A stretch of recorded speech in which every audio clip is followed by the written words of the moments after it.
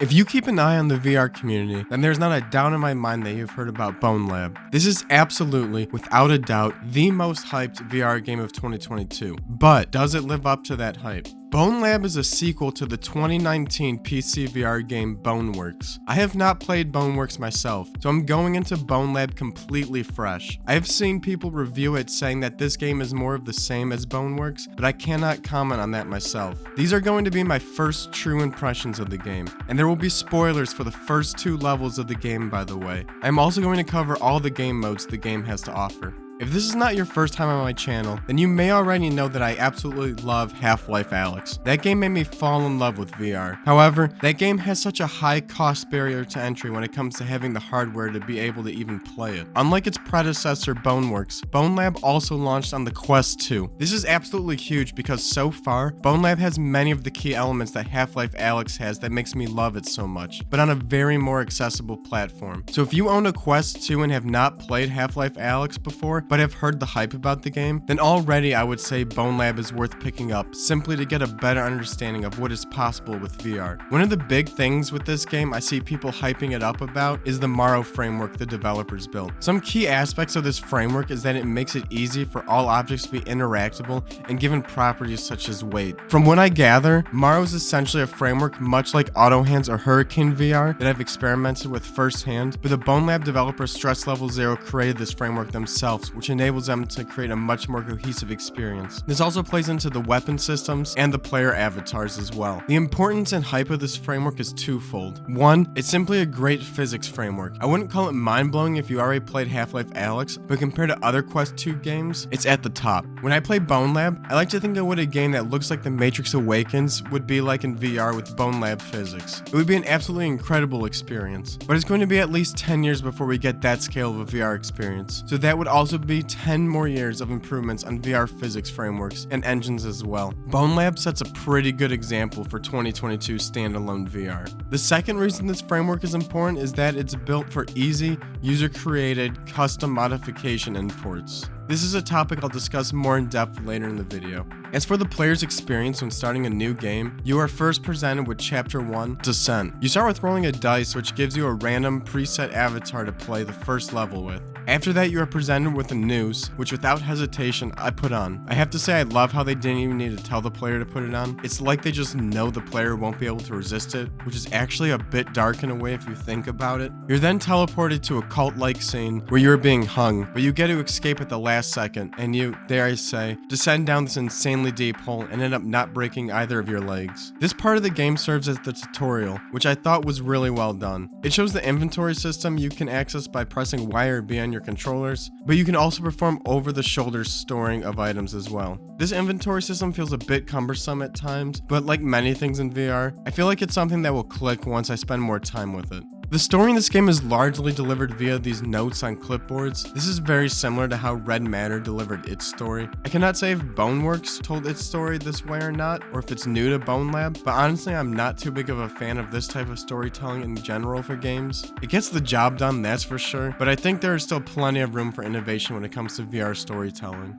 As you might be able to tell by now, the physics engine is the bread and butter of Bonelab. Many objects are breakable, and you have to destroy some objects or push rocks out of the way in order to progress through the game. Traps are also set up in the same way. And I was very happy to see this game has collectibles scattered throughout it, as I'm a big sucker for completionist grinds. Lockers are like gachupons of VR, and in the first set of lockers, I was ecstatic when I found this little guy. I have no idea what he's for. I couldn't figure out if he's a collectible or anything like that, but I decided I wanted to take him with me for as far in the game as I could. Little buddy kicks ass, man.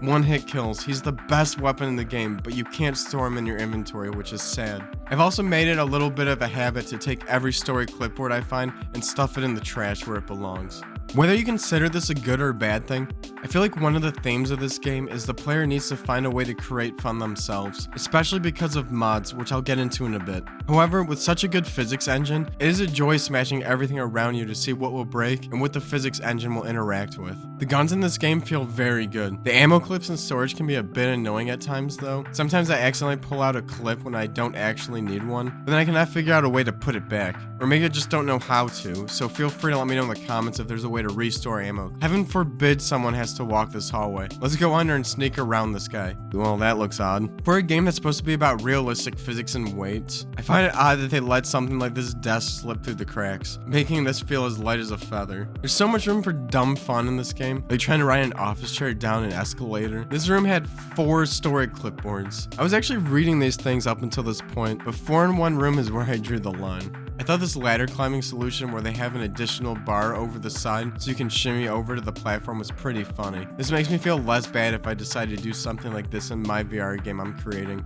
If it works, it works. You then get to this pretty big room where you fight some waves of bad guys. I went over to the far end and decided to jump onto this pipe in case there was a collectible hiding on it, but ended up falling off. I thought I was going to die, but it looks like there was a bottom and there's no fall damage in this game, so I landed safely.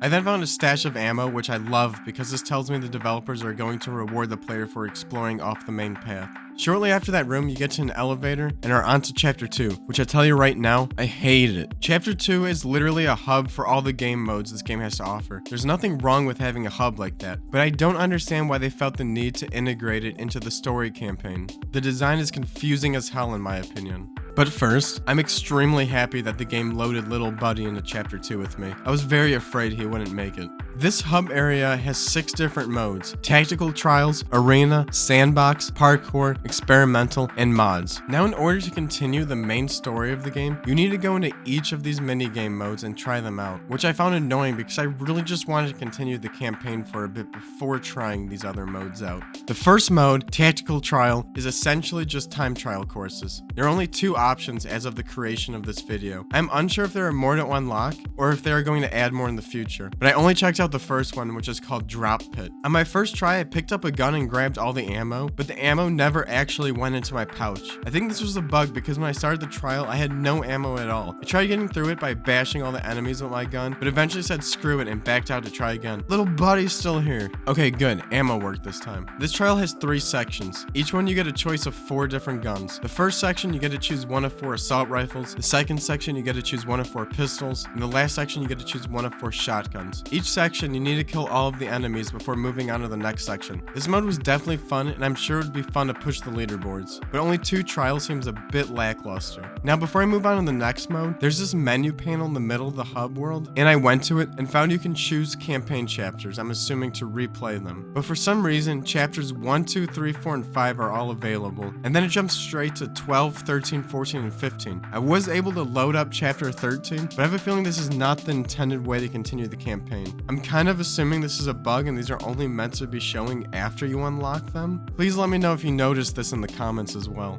The next minigame mode is Arena. This reminds me a lot of Call of Duty Zombies, especially when you can build wood beams on windows to keep zombies out. It's essentially an endless wave mode, much like the one I'm building in my own VR game. There are 3 maps as of the making of this video, but I only tried out Container Yard. I played for a solid 10 minutes before I wanted to move on, so I just let the zombies kill me. The third mode is Sandbox Mode. So many options for this one. It even goes to page 2. These sandboxes are open areas where you can use the spawn gun item to spawn any object in the game to play around with. It seems like one of those things where the devs use this space for development, but it doesn't hurt to give access to players as well. If people want to play here, then let them. I don't know what happened here, but I really enjoyed it. I even found a collectible in this sandbox level, which I'm actually really happy about. I do love that they encourage the player to explore all areas of the game. I just wish I wasn't forced to do it in order to continue the campaign. The fourth mode is Parkour, and oh my god, I had a tough time with this one. It kind of made me a little happy as my platforming section in my VR game is a bit too hard as is, but this one was very hard for me. I tried the first one, Dungeon Warrior, and I definitely struggled. For those who've played Bonelab already, did you have issues with this level? I got to the news part, which is the 4th section of the level, and decided to call it quits from there. I really just want to continue on with the campaign. The 5th mode, Experimental, had a bowling alley setup with a big ass ball and a gravity gun and a super punch gun thing. I thought this was a pretty fun mode to include. I just wish they included a scoring system. I'm not sure what incentive there is to play bowling if they don't keep score and play 10 frames. Seems like a missed opportunity to me.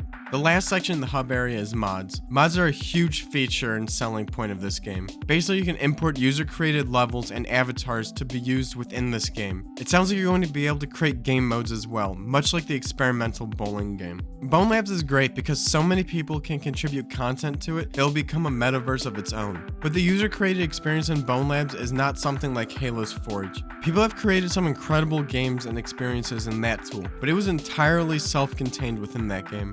Bonelab, on the other hand, requires users to work in other applications to make content to bring into the game. I do think this will ultimately become the standard in the metaverse economy in the future, as avatars should be wherever the player wants. And if avatars need to be able to enter and leave different experiences seamlessly, then there would need to be some kind of standard in the VR framework itself to pull avatars in. If not Marrow, then I feel like whatever does become the standard basically ends up copying the system Bonelab is doing in order to bring in avatars and user-generated worlds. After you check out all 6 minigame areas, you then have to do this crane game, and I found this to be a miserable experience. The crane moves so slow, and it was difficult to align the crane with the orbs to pick them up. Hell, it was difficult to figure out even to do this in the first place. And once I finally finished, it said the right door was unlocked. So I go over to that door and I press the button and nothing happens. I run around the map like a headless chicken until I decided to warp to chapter 3 just to make sure it even existed. But then I was filled with guilt that this is not the intended way to get to chapter 3. And I really want to know what the answer was to properly get here, so I quit out of the level, and upon reloading, the button now works. So that seems to be a bug, and it really drove me crazy for a bit. Now that the door is finally open, I had to go through the quarantine zone. The other button was missing, so I spent a while trying to rip off the first button and carry it over, but that clearly wasn't possible.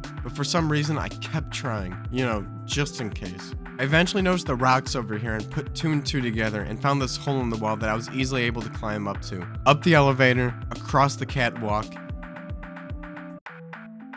Big buddy! And well, that's as far as I got in the game before deciding to stop to make this video. Those are all my first impressions and experiences with Bonelab. Lots of different modes, really confused on why they embedded the hub world as chapter 2 of the campaign, and enough bugs to cause some frustrating, confusing experiences. But at the same time, I had a stupid amount of dumb fun. And I think that's what this game is truly about. If that is the kind of expectations you had for this game, then I would say it definitely lives up to the hype. I don't really want to judge the game yet on if it's the best VR game or anything like that until I complete the whole campaign and play more of the modes, experiment with the mods firsthand, etc. But for Quest 2 owners, this is definitely a game I recommend picking up if you have never been able to play Half-Life Alyx. This is going to be the closest experience you can get to it, and also just for a better understanding of where the future of VR is going in general. I feel like this is a great snapshot of where VR tech is in 2022. This detailed level of a physics engine on a standalone VR headset. The tech is going to exponentially improve over the next 10 years, and it's going to be an exciting journey along the way. If you want to stay up to date on the latest VR news as the industry continues to grow, then make sure to subscribe to the channel. And if you are a Quest 2 owner and have not yet checked out Bonelab, then you can check out the referral link in the description of the video to get 25% off the game. I believe I get a kickback from that as well, so it will also definitely support the channel. Have you picked up Bonelab yet? If so, how are you liking it? What's your favorite minigame mode? Let me know down in the comments. Thanks for watching, and I'll see you next time.